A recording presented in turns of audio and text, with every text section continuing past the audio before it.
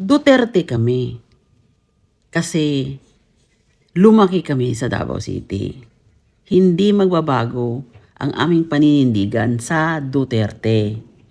Kasi ang Duterte lang ang nag-alaga ng talagang grabe sa lungsod ng Davao.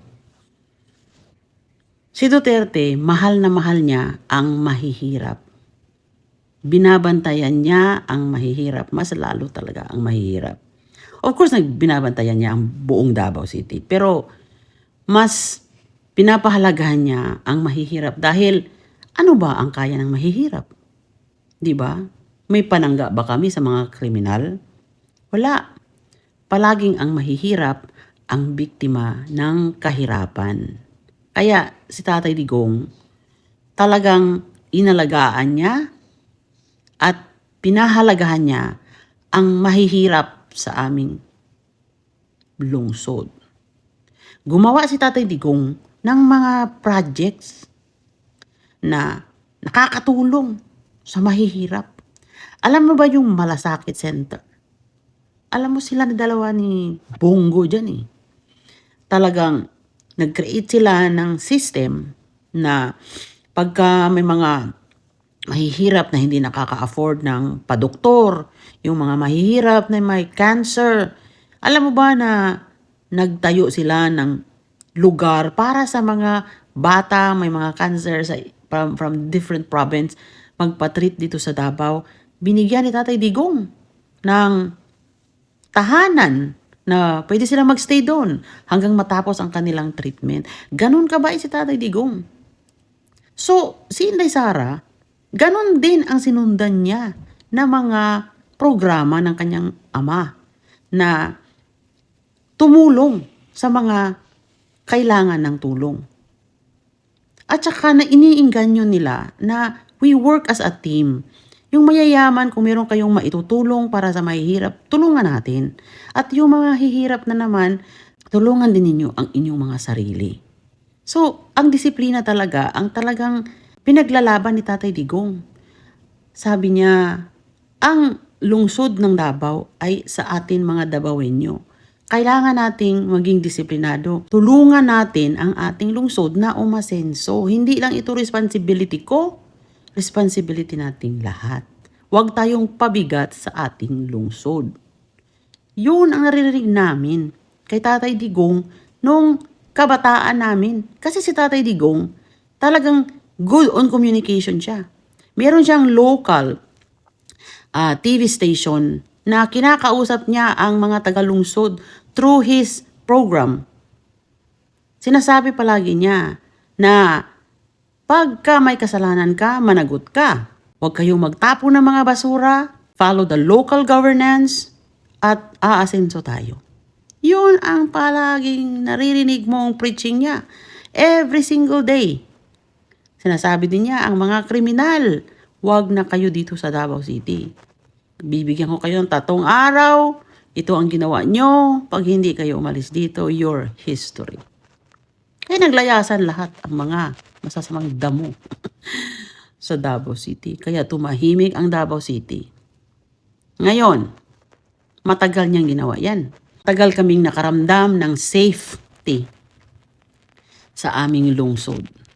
Nakakalakad ka dun, nakadamit ka ng maganda, naka-jewelry ka, okay lang. Walang makikialam sa'yo. Kasi pag meron, lagot yung magnanakaw or snatcher na yon. Hindi ka palalampasin ni Tatay Digong. So, yung ways ni Tatay Digong, sinundan niya ni Inday Sara. Alam mo ba, mas maganda pa ang governance implementation ni Inday Sara dyan. Kasi si Inday Sara kasi, mas hindi siya forgiving kaysa kay Tatay Digong. Kaya, mas lalong gumanda yung aming lungsod. Walang gulo. Kung may gulo man, mga outsiders yun. Pero bantay sarado ang Davao eh. Kasi ang mga tao mismo ang nagbabantay sa Davao City.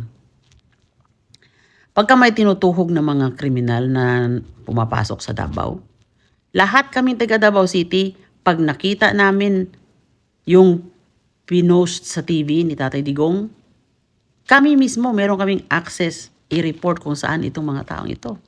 Totoo yan. Nako, hindi lang kayo nakatira ng Davao, kaya hindi nyo alam kung gaano kaganda ang pamamahala ng Duterte sa Davao City. Kaya nga ang daming yung Duterte solid supporter. Dahil dyan. Dahil dyan sa mga ginawa nila para sa lungsod namin. Ngayon, sumikat si Tatay Digong. Marami nang nag-iinganyo sa kanya na magpresidente ka. Matagal si Tatay Digong na convince kasi alam niya na mahirap maging presidente kasi ang laki na ng area of, supervision, di ba? Pero napilit nila si Tatay Digong. Alam niyo ba, nung time na napilit si Tatay Digong, nalungkot kami na taga Davao. Pero at the same time, sinasabi namin na hopefully, ma-change din ni Tatay Digong yung national, yung buong Pilipinas sa pamahala niya as a president.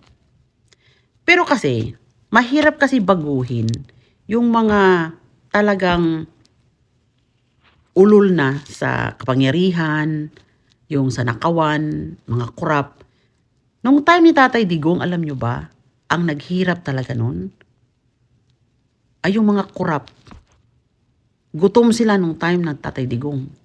Kasi si Tatay Digong, hindi mo siya nabibili ng pera.